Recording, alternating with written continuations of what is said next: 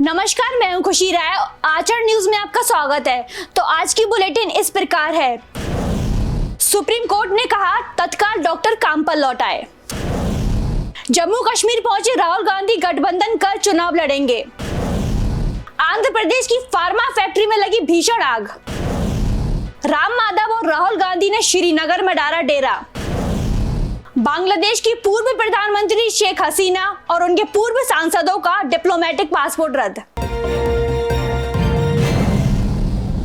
कोलकाता मामले में supreme court ने सुनवाई, डॉक्टर काम पर लौट आए। चीफ जस्टिस बोले, मैं भी अस्पताल के फर्श पर सोया हूं। कोलकाता के आईजी कर मेडिकल कॉलेज एंड हॉस्पिटल में ट्रेनी डॉक्टर के साथ हुई दरिंदगी के मामले में सुप्रीम कोर्ट में सुनवाई हो रही है।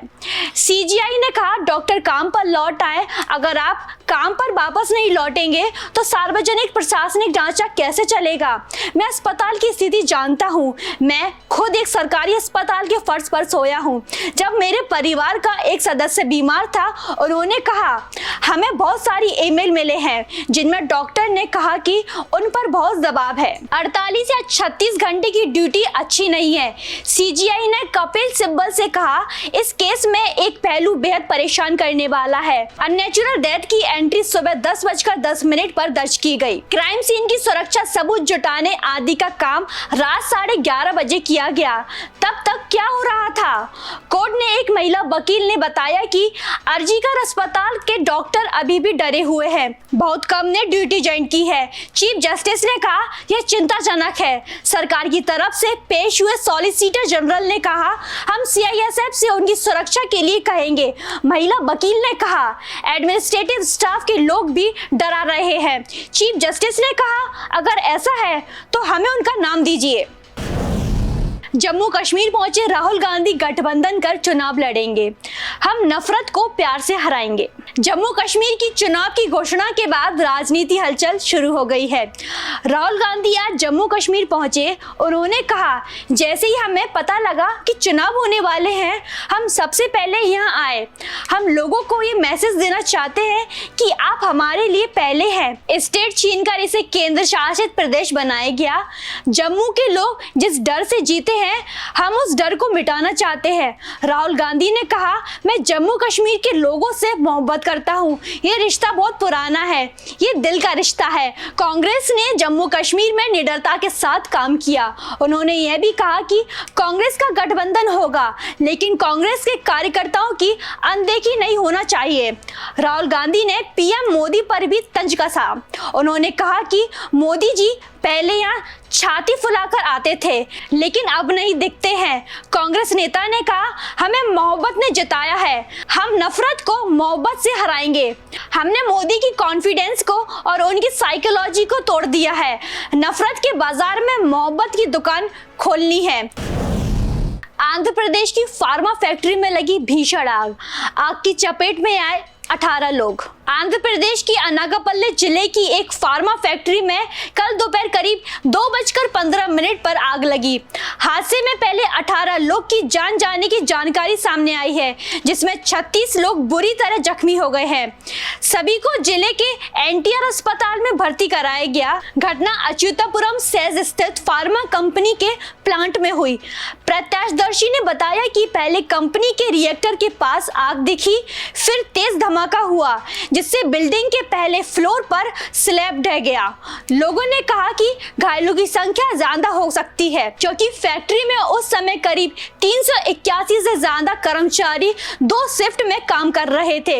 घटना के समय ज्यादातर कर्मचारी लंच पर गए थे। अधिकारियों ने बताया कि सॉल्वेंट ऑयल पहली मंजिल से दूसरी मंजिल पर पंप किया जा रहा था, तभी लीकेज हुआ और आग लग गई। इससे 500 किलोलीटर के कैपेसिटर रिएक्टर में ब्लास्ट हुआ। इस घटना पर आंध्र प्रदेश के सीएम चंद्रबाबू नायडू ने कहा कि यह घटना की हाई लेवल जांच की जा रही है।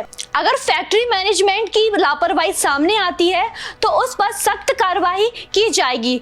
सीएम ने जरूरत पड़ने पर घायलों को एयर एम्बुलेंस से दूसरे अस्पताल में ले जाने का निर्देश दिया है। स्वास्थ्य सचिव को घटनास्थल पर भेजा है। सीएम खुद आज फैक्ट्री का दौरा करेंगे। वे उनके परिवार वालों से मिले मिलेंगे और घायलों को देखने अस्पताल भी जाएंगे। वहीं डिप्टी सीएम पवन कल्याण के अधिकारी फैक्ट्रियों से सुरक्षा ऑडिट करने के निर्देश दिए हैं। साथ ही सुरक्षा नियमों का सख्ती से पालन करने को कहा है। वहीं इस घटना पर राष्ट्रीय द्रौपदी मुर्मू और प्रधानमंत्री नरेंद्र मोदी ने इस घटना पर दुख जताया है। प्रधानमंत्री ने मृतकों के परिजन को 2 लाख रुपए की अनुग्रह राशि और घायलों को 50,000 रुपए देने की घोषणा की है।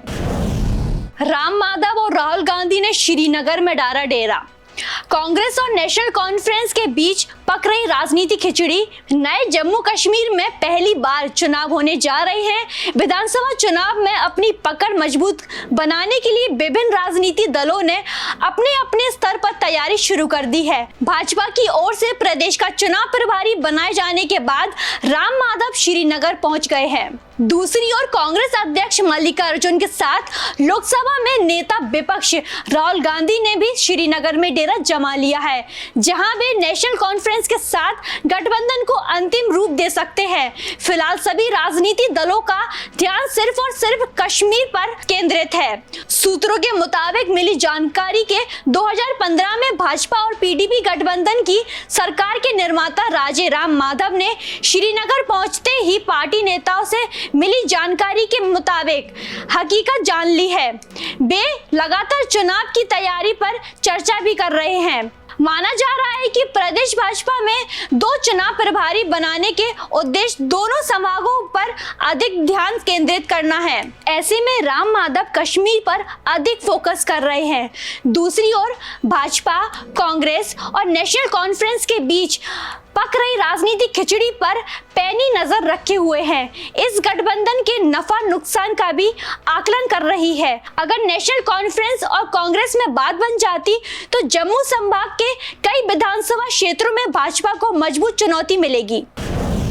बांग्लादेश की पूर्व प्रधानमंत्री शेख हसीना और उनके पूर्व सांसदों का डिप्लोमेटिक पासपोर्ट रद्द। बांग्लादेश के गृह विभाग ने की घोषणा। बांग्लादेश की अंतरिम सरकार ने राजनीतिक उथल पुथल के बीच देश छोड़कर भारत आए पूर्व प्रधानमंत्री शेख हसीना और उनके पूर्व सभी सांसदों की राजनयिक पासपोर्ट रद्द कर दिए। यह घोषणा बांग्लादेश के गृह विभाग ने की।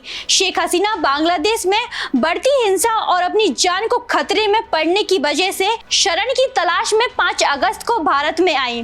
राजनयिक पासपोर्ट धारकों को देशों की वीजा मुक्त यात्रा सहित विभिन्न विशेषाधिकार प्राप्त होते हैं। इन पासपोर्टों को रद्द करना अगले आम चुनावों से पहले बांग्लादेश के राजनयिक और राजनीतिक ढांचे को फिर से खड़ा करने में अंतरिम सरकार के प्रयासों को दिखाता है। शेख हसीना की स्थिति अभी भी अनिश्चित बनी हुई है, क्योंकि वह ब्रिटेन या अन्य किसी यूरोपीय देश में शरण मांग रही है, लेकिन अभी तक किसी भी देश में उन्हें मंजूरी नहीं दी। शेख हसीना इस समय भारत में है और उन्हें सहायता की जरूरत है। हालांकि उनका लंबे समय तक रहना भारत के लिए संभावित कूटनीतिक जटिलताएं पैदा करता है, खासकर जब बांग्लादेश ने उनके प्रत्यार्पण पर दबाव डालना शुरू कर दिया। विशेषज्ञों का कहना है कि बांग्लादेश ने अभी तक औपचारिक प्रत्यार्पण अनुरोध नहीं किया है, और यदि किया भी हो तो भारत उसका पालन करने के लिए बाध्य नहीं है। देश दुनिया की सभी खबरें देखने के लिए जुड़े रहिए आचरण न्यूज से। आचरण न्यूज, हर कदम आपके साथ।